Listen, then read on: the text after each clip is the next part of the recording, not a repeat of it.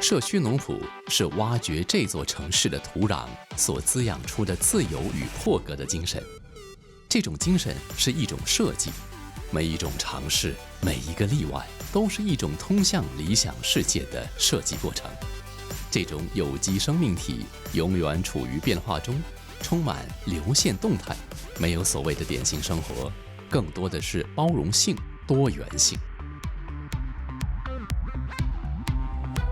统房是为了城市人口暴涨、抢夺居住空间所衍生出的独特建筑风格。房间建筑空间狭长而深，巧妙避开了以横向宽度的高税收。统房不单是生产线，亦是居住空间，俨然一幅独特风姿的社区风景线。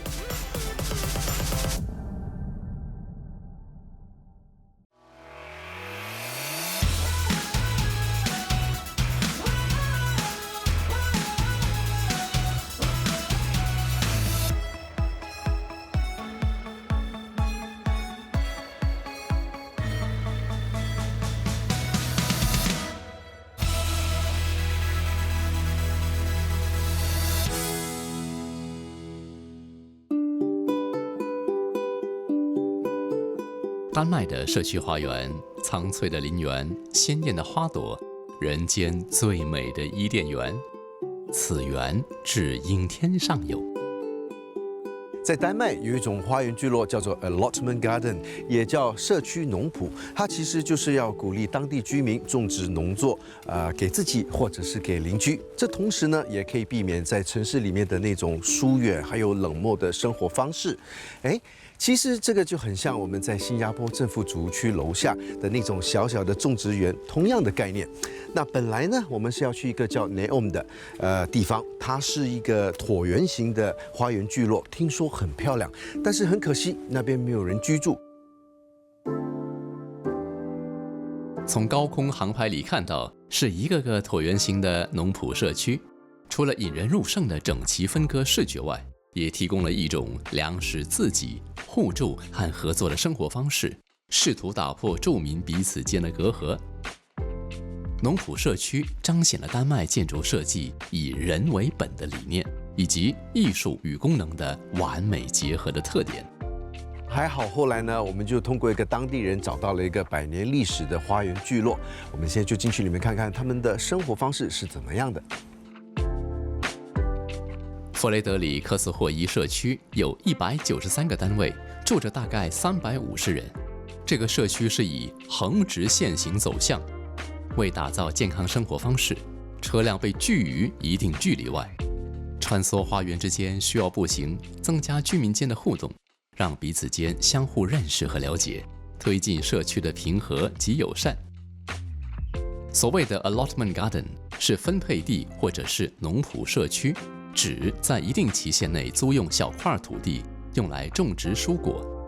这种想法源于19世纪初的德国医生丹尼尔·格特洛布。他认为这样的建设对贫困家庭很重要。在2次世界大战期间，这种配种园成为食品的供应地。在丹麦，1920年间，生活贫困者在哥本哈根郊外的垃圾填埋场非法建造自己的房子。10年后，市议会虽然不承认这些房屋的合法性，还是跟居民签订合约并给予补偿。后来，新的居民利用从附近工厂搬来的木头搭建房屋。我们的采访对象 Ricky 的父母是这里早期的非法住户，由于父母的关系，为他的入住带来便利。I wanted to show you a very special piece of Denmark where all the houses are unique because every house in the old days were built by the person living in the house. So I would call it like a small self-portrait, Yes. which is not very common now. But still, this culture is alive in this area. So I'll start with this house. As you can see, there are bright colors, which I can tell you is not very common in Denmark. So here it tells a story of a person who's been abroad and has found inspiration in other countries. Yeah, so they're very expressive using their house. Yes, at least in the old days. Can I show you some more? Sure, of course. Yeah, I'll come along with you.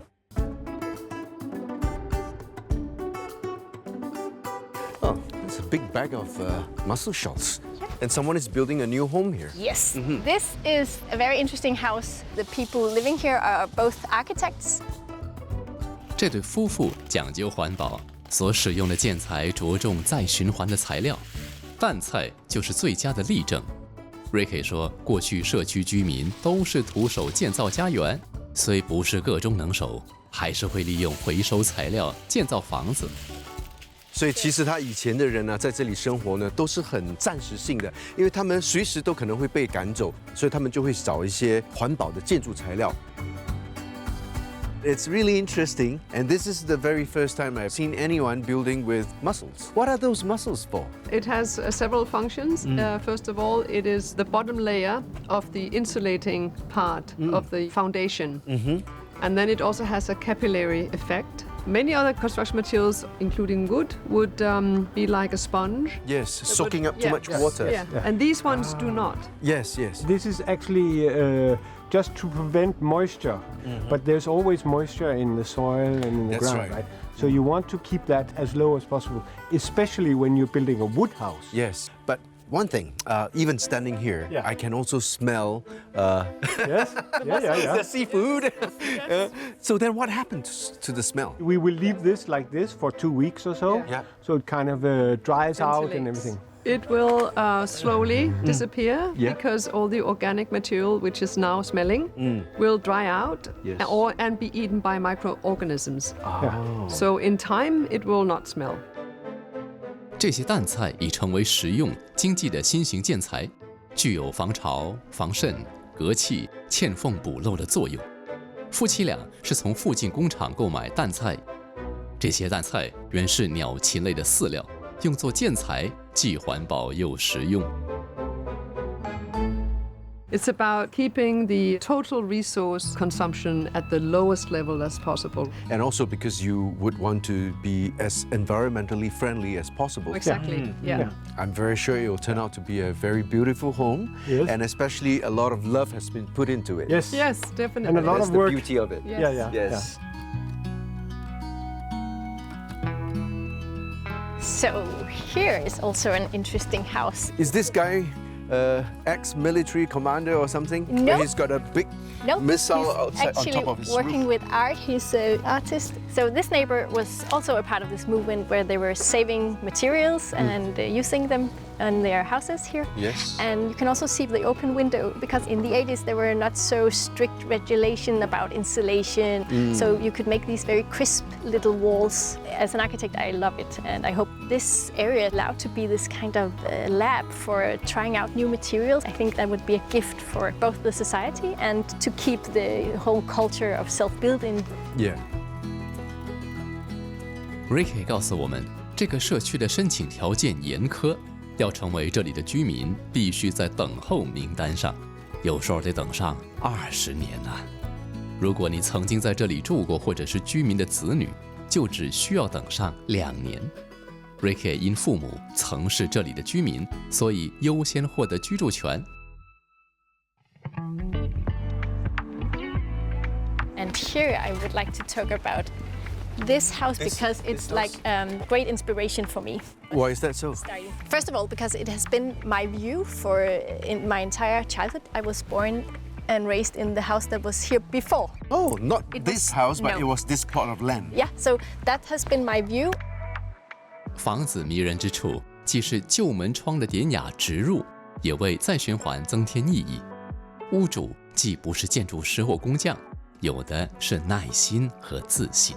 That's what I find so amazing out here, that it's like normal people building. And it shows that everyone can build a house. It shouldn't be that hard. So as a young person, I was sure that if I wanted to, I could also do it. 说真的，如果你给我一堆材料的话，要我自己建一间房子的话，我觉得我的压力会很大，而且我觉得很困难。但是他们就是不怕苦，而且不怕学习。就是现在尤其科技这么发达，我们可以通过电脑，可以通过问人哦，可以建造自己的房子，那种满足感应该是很大吧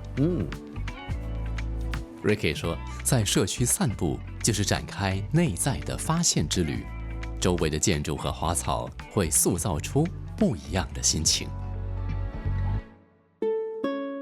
不知不觉走到了他嘴里说的小确幸的美丽天地。So can you lead me to your house? Yes. Oh.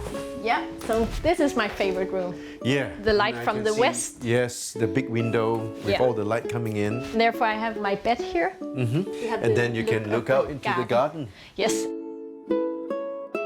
So this is my kitchen. I made these handles from old bags and belts, a lot of leather things. So it's fun to try out these things. Oh, it forces you to be creative. Yes, I like that very much. And then there was this old bathroom. This is the only thing where I kept a little bit from what was already here on the ground. Because everybody out here told me, Rikke, it's a very expensive thing to do a bathroom, so you should keep as much as you can.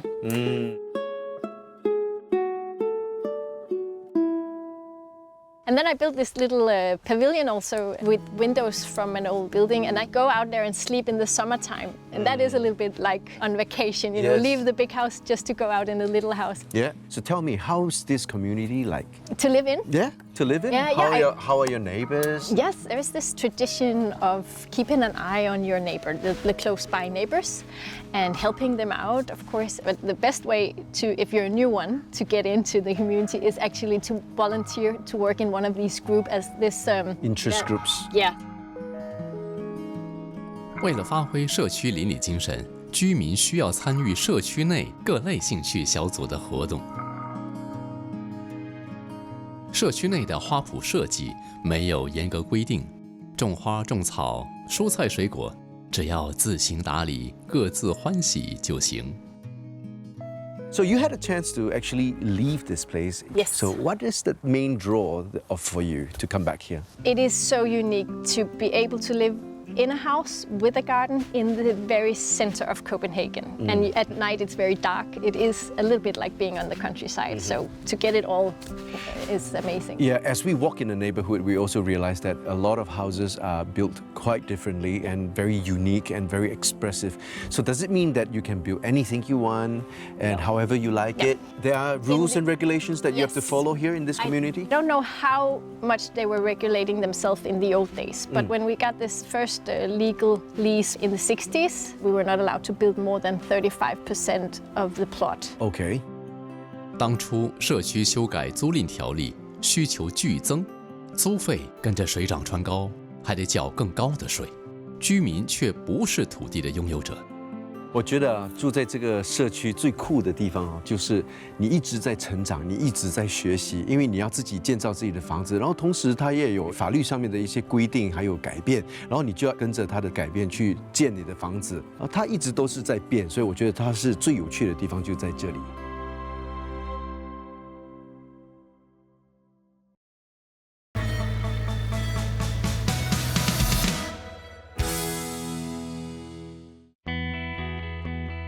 从空中俯视，这个社区既无圆形或数字形的设计，但每户房舍展现各自风格面貌，感受到每户人家在生活里所保持的心胸与态度，是真实享乐的境界。木匠 Soren 住家外的储仓是他心爱的小天地，经常在这里帮邻居实现他们的梦想家园，免费提供建房的咨询工作。性格内向腼腆的 Soren 跟明伦聊起自己的房子，难掩心中的喜乐。Wow! So how long did you take to build this house? Some 2-3 years. 从房子的设计窥探屋主朴实低调、贴近实用、耐得住岁月摩挲抚触的风格，一发体悟到简单即是美的曼妙时刻。Here, your dining table. You sit here and you can enjoy the garden. Yeah. And you got a very nice stove here. Yeah. So during winter, this is where you get all the heat. Yeah. Soren 的一双巧手，既是建筑硬手，也是做面包的软手。爱妻早年病逝，子女各自成家，他享受独处的乐趣。Since you have been staying in this place for so long, you have seen how this place has changed along with the times. Yeah. What do you see of this place? It's different from the old time. Yeah. The new time, it's the community have a system for the buildings and it's not so free anymore. Yes. But it's okay. You like this place very much? Yeah, Never I thought like- of yes. moving over to No, other places? I will stay here Why? because I like the community and have a house nearly the city. I have built some houses here also. Oh, really? And we have a group, we call it the Super Veterans. Okay. And we go walking Yeah. together Yes. a week and we make some food together.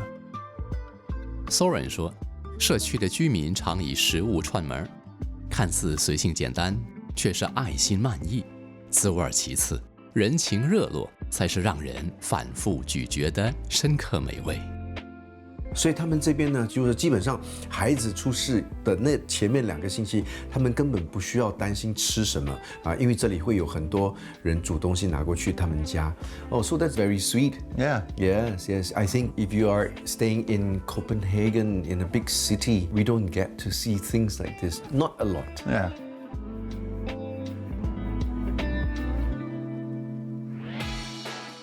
造访当天，社区有个观影活动，放映庆祝社区周年演出的短片。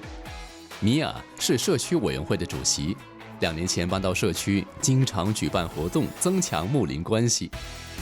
在疫情期间，丹麦年度的获选词汇是 Samfundssin， 这是丹麦总理梅特弗雷德里克森重新启用源于2战时期的词汇，强调社会关注高于个人利益。对共同利益的关注以及对社会共同体的承诺，激活了丹麦民众的社会责任感。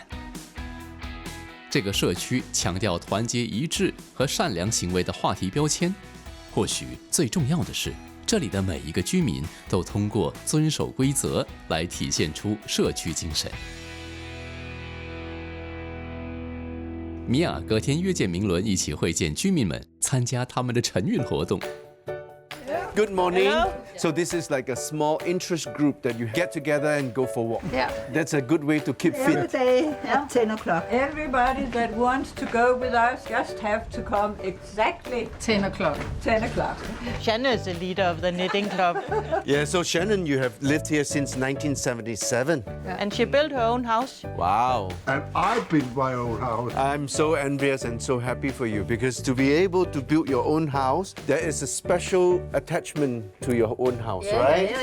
Yeah. And it's money that cannot buy. That's right. It's with a lot of love. Exactly. Yeah. So for this morning walk, where do you normally walk? Sometimes in the end of the street, and Yeah. sometimes we walk in the park, Valby Park. And then we go on a cafe and drink some coffee. And today we are doing that. Okay.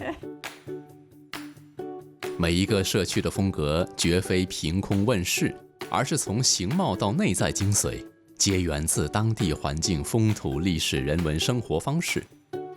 凝视这种流动的勃勃生气，成为日常生活里的一大乐趣。居民们为环保付出努力，竭尽所能维护社区环境的至善至美。We have to see this is for the trash and recycling. So we sort things, big stuff here. Yep. Because people down here build their own house. Yes. So they have lots of old materials from the houses that they can't use. And then we have small stuff here. And then you have organic here. They make this into fuel for the buses. In Copenhagen, they drive on this. 哦，食物腐烂了之后可以拿来变成燃油哦，供应给那些公共汽车、公共巴士的。 And this is for recycled stuff. If you have a book, you're finished reading the book, you can put it here, and then you can take another book. 哇哦，其实很好啊，有一个这样的空间，可以把一些我们不需要的东西，但还是完好无损的，然后可以放在这里，可以让其他人可以用。哥本哈根被公认为世界上最环保的城市之一，政府鼓励市民选择绿色废物管理，在得与舍、加与减之间验证废物回收的真正意涵。米娅说，一旦学会了认真专注过生活，总能发现看似平淡不变的周遭环境，俯拾尽是美好风景。唯有听从内心的声音，人生路才能真正无憾无惧，昂首微笑。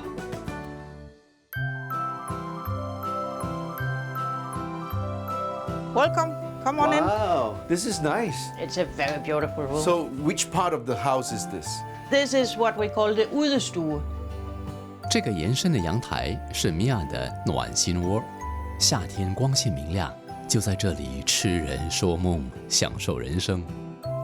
Some of this is the old house and some is new house. Homemade is much better for You environment. do the knitting? Yeah, I did the knitting.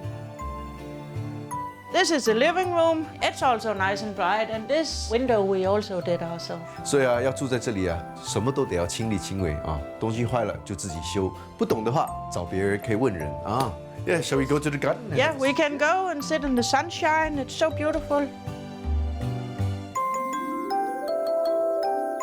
Why did you choose to stay here? For me, I was living on the islands, remote part of Denmark, and my children are adult now. They moved away from the house, and I was thinking, well, this house is too big for me, and maybe now I have the time and energy to experience more cultural life, and my neighbors are so nice and friendly. They've been very good in welcoming me, and then it's easy to get into this small community. What normally happens on a daily life in the neighborhood? Most of the people go to work.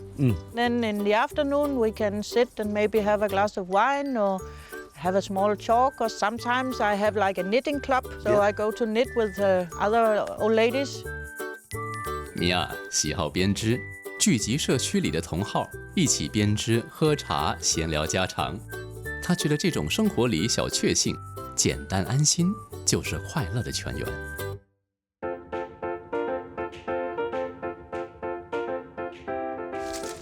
You can have one if you want to. Oh, give it a try. Yeah, 哦，好甜哦， yeah, they're actually really good.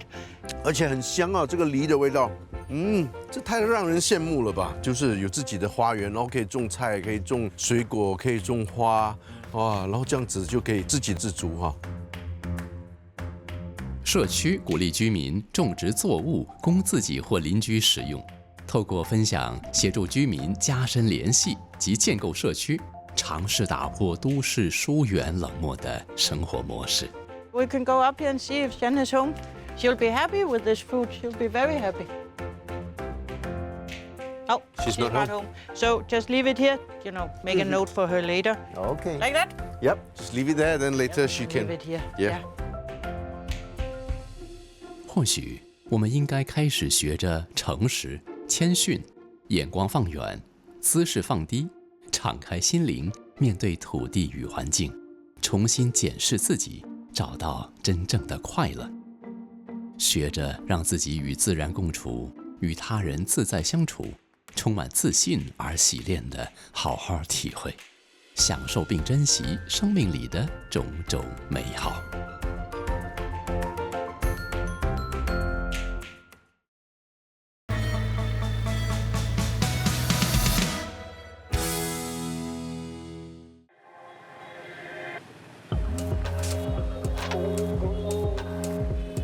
作为越南的首都，河内已建成超过1000年。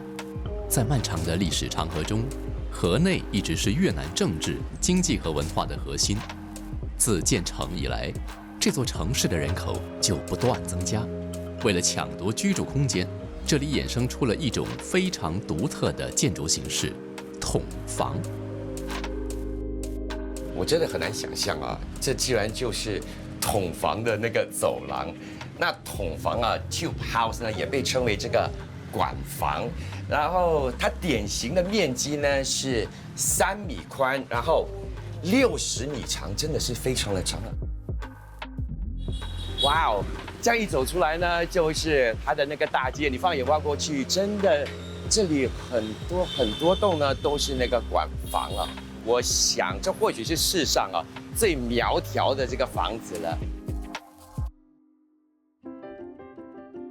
自19世纪以来，河内各处就兴建起筒房，直到现在还有很多河内人住在筒房里。在河内，筒房最多、最集中的地区就是老城区。老城区是河内建成的起始，走在街头巷尾，深厚的古都文明、悠久的贸易历史、在地和殖民风情的交汇，俨然一座巨大的博物馆，展示着越南的朝代更迭和岁月沧桑。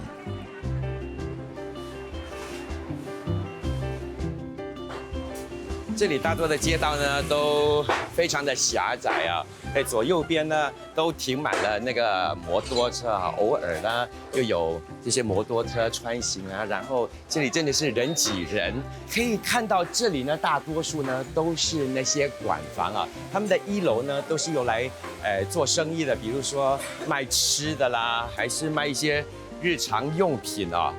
然后他们还有2、3、4层楼，那呢就是他们的那个住家。我现在就很好奇哦，到底住在馆房里头的人，他们的生活是怎么样的？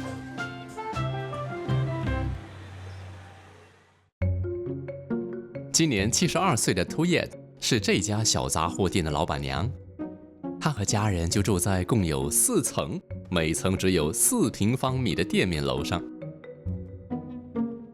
Madam Tuyet， 请巧。OK， 我可以上去看吗 ？OK，Thank you。他楼下这边啊，他的第1层楼呢，就是卖杂货的。哇，我真的要这样子爬上去啊！这个空间呢是非常的狭窄，真的不是很大。OK，嗨。这个应该是他的客厅了，就看一下，就是他有电视机、煮饭锅、电冰箱。它的宽度最多只是2米，它的深度来说应该是3米，蛮小的一个空间。然后前面这边呢就有储藏的一些空间吧，然后那边呢就有一个小窗户。再往上面爬呢，那边呢就是他的那个睡房了。不过真的从那个外观啊，我这样子看很难去想象，原来里头的空间是那么的狭窄，然后要以这样的一个方式啊，日常的生活，我觉得是有一定的挑战。河内筒房的兴起源自19世纪时的一个税法。当时，为了应对老城区暴涨的人口，法国殖民政府规定根据房子的宽度来征税，房子越宽，要付的税也就越多。于是，居民就将房子建得又窄又深，或者又窄又高，巧妙地避开了高税务。为了防止大风，屋子紧挨着彼此建造，形成了今天的建筑群。你的这间筒屋啊，是哪一年建成的？khoảng 2013。像这里住了多少个人呢？ Trước đây là 6 người, nhưng mà từ khi trước đây là 2 vợ chồng thằng con trai, với lại 2 đứa con là 4, với lại tôi với ông là 6 người. Thì đến khi cách đây 3 năm ấy, thì là ông bị ung thư mất, ông bị chết vì ung thư. 刚才我在楼上，那个空间就是那么大，我没有看到，你们的厕所。Nhà tôi không có toilet. No toilet. Then you go. 所以说他的房子里头是没有厕所的。当他们要上厕所的时候，他们就得用公共厕所 shower. Tắm trong này. Tắm nơi này đun nước ra nhưng không có nóng lạnh. 所以冲凉是在那个空间，不过没有热水，就是冷水。我可以去看一下吗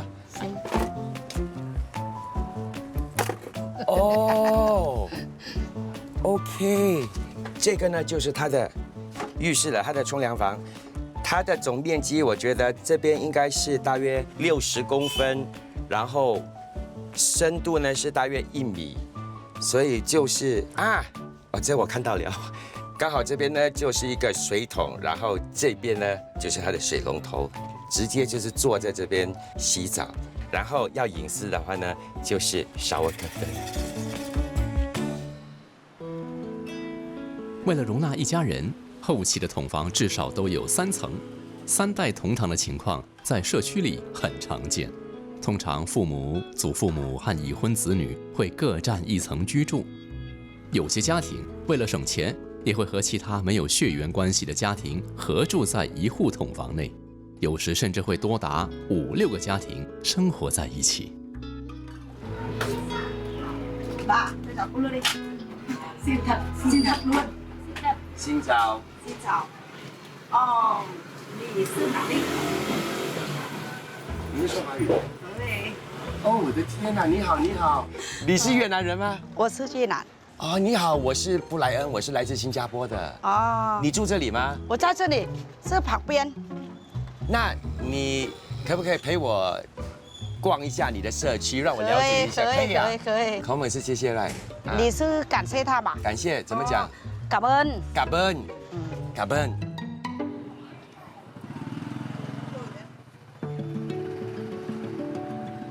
你们这个社区每一个人都认识彼此的。对，认识，我们就在这里很多久了。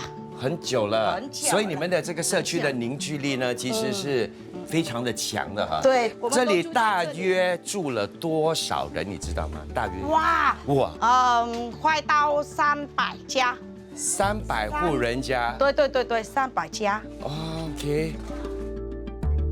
所以啊，你住这里多久啦？我住在这里是30-50年了。在这整条街啊，左右边都是筒房，都是 tube houses 啊。对。这个是他们的住家，他们的睡房，然后厨房在这里。对。所以这里总共在这个层楼就住了14个人。14个人。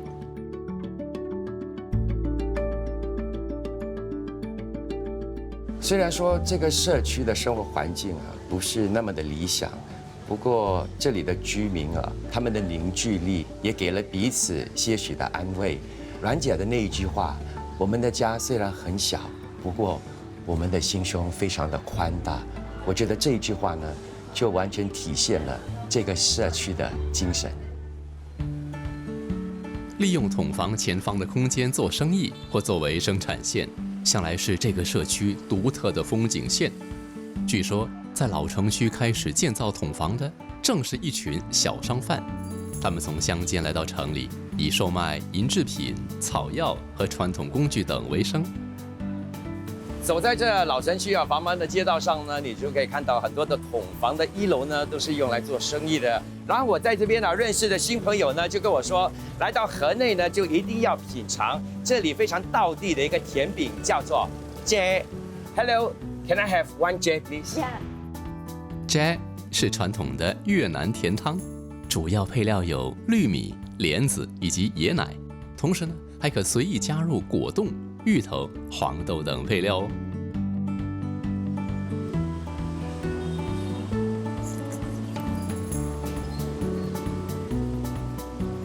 吃下去它很像啊，就是那种牛肉粿，它是软软的，吃起来整体的感觉真的是蛮不错的。不过当然我的重点来这里啊，不是吃这个煎，最主要的呢是我要参观这个筒房啊，因为有人告诉我里头的装潢呢非常的不一样。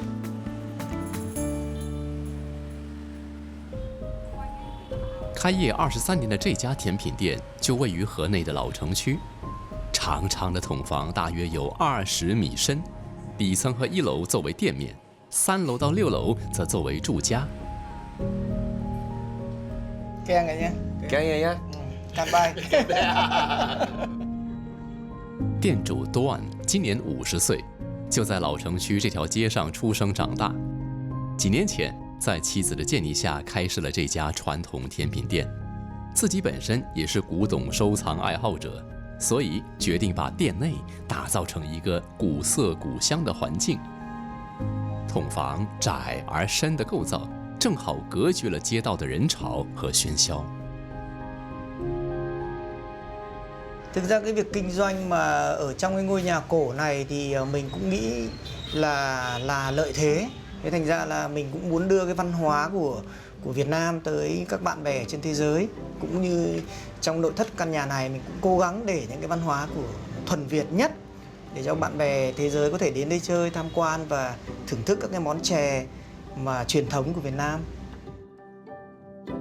在急速前进的时代中，夫妻俩努力地捡拾起那些被遗落的老事物，希望更多人接触并珍惜越南的传统文化。他们打开家大门，展示收藏多年的古董。OK， 现在呢，我就要上去看一下了。好，这个是第3层楼，哇哦 ！How many floors is this？ 感觉上有很OK， 有点小喘呀。Wow, these are all your collections, your antique. Yeah. Wow. It's a sixth floor. Wow, this is beautiful. 哎，它有那个天窗，就是这样子拉，然后就可以这样子的采光。OK。这个筒房呢，它的其中一个建筑特色呢，就是他们的房间的规划，他们一定会有一个空间，就是来拜他们的祖宗的，所以这边同样的也是有。然后这里呢，就有一个balcony，一个阳台。哇哦 ，This is so nice。筒房形塑了河内最初的地理景观。筒房或许不大，却足以撑起一个家。筒房或许不够华丽新颖，却是延续传统文化的场域。穿过那道窄门，里头的每一个都是为生活努力不懈的人。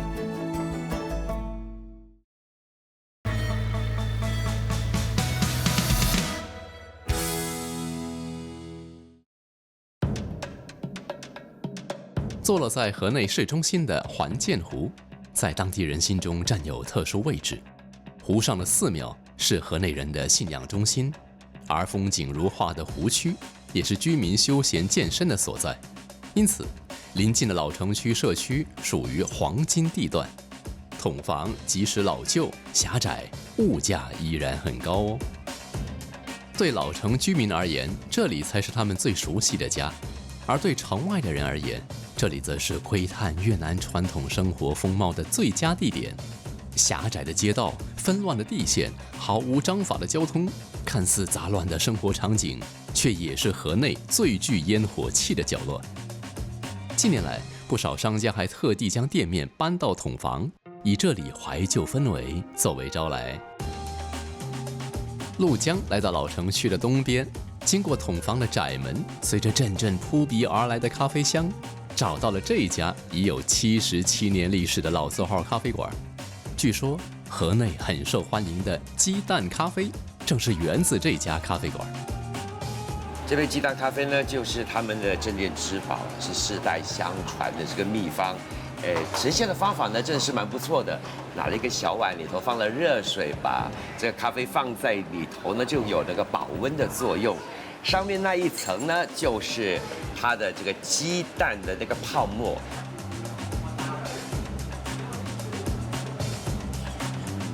它上面的那层泡沫是非常的浓郁，喝了就很像在喝意大利的一种甜点 tiramisu。Song 从岳父手上接管咖啡馆已经有15年，咖啡馆的名字正是爷爷的本名。爷爷原本是一家酒店的调酒师。1946年年底，当反抗法国的浪潮掀开了第一次印度支那战争时，兵荒马乱中，爷爷被迫辞去酒店的工作，在自己家开了一家咖啡馆。宋爷爷的鸡蛋咖啡配方多年保持不变，越南罗布斯塔咖啡以及生鸡蛋黄。当初爷爷开设咖啡馆不久之后，就因为战争面临牛奶短缺，他突发奇想，以蛋黄替代乳制品，加入咖啡搅拌，世界上第一杯鸡蛋咖啡就此诞生喽。几十年来，咖啡馆换了3个地方营业。2007年，宋与家人决定将咖啡馆搬到老城区的筒房内。Chúng tôi quyết định chọn ở đây bởi vì thứ nhất là nó cũng gần với cái địa điểm cũ. Cái thứ hai là nó cũng nằm trên bán kính cách Hồ Gươm khoảng 500 mét. Chúng tôi ba đời ở sống xung quanh Hồ Gươm rồi. Và chúng tôi nhớ và thuộc từng cái con đường, góc cây, ngõ phố và những người khách hàng của chúng tôi vẫn tiếp tục ở đây. Chúng tôi là biểu tượng của cà phê phố cổ Hà Nội, cho nên chúng tôi quyết định chọn ở cái vị trí này. Thời điểm đó thì nó cũng rất là rẻ. So last time when you buy this place, is this another family? One family here, one family here, one family here, one family here, one family here. Four family, 20 person here, stay here. 这些筒房哈，它不是一个人呢，就是拥有整个筒房的。一栋筒房里头可以去到好几户人家，所以如果真是要买整栋那个筒房的话呢，你就得跟每家每一户呢好好的商量，然后一户一户这样子买下来。In small house, I can buy. OK. 所以在这里呢，还有一户人家。She asked me $1 million. It's too expensive with me. I think she don't want to sell. 坦白说，这个房间呢，它真的就是一个长方形的房间。我看最多只是2.5米宽，然后长呢最多也只不过是4、5米长，里头没有窗户，然后是一个老太太一个人住在这里。所以一般上啊，这个筒房啊的1楼那个是属于黄金地带嘛？为什么你们会选择把它给租出去，而不是留来做你们自己的店面呢？ Người Hà Nội chúng tôi có một câu hát rất là nổi tiếng, đó là ngõ nhỏ, phố nhỏ, nhà tôi ở đó. Thực ra thì chúng tôi quyết định là đi sâu vào trong ngõ để bán hàng chứ không ra mặt tiền, bởi vì là chúng tôi muốn nếu mà bạn ở trong ngõ mà bạn tốt thì mọi người sẽ tìm đến. Hoặc trong rừng sâu mà bạn tốt thì rất nhiều người tìm đến với bạn. Giảng rất là bình dị, khiêm nhường và nó cũng đúng cái phong cách của người Hà Nội. 由于河内过去很多土地的划分就是狭长型的，因此现代房屋的修建不少仍受限于土地规划，加上城市人口有增无减，这种节省土地和空间的建筑形式依然在河内遍地开花。在河内周边小镇山西、三得，就可看到充满现代元素和创意的新型筒房。穿过红色的墙门，眼前豁然开朗，宛如进入了另一个世界。这间房子的设计灵感就是延伸自筒房，在因应现代都市发展和环境变化而建造。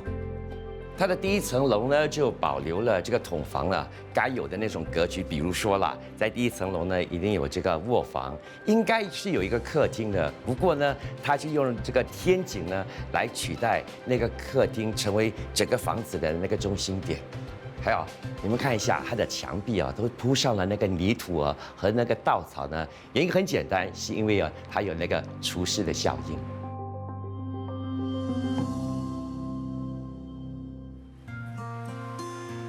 从事建筑设计的 Tom 是山西三太土生土长的居民。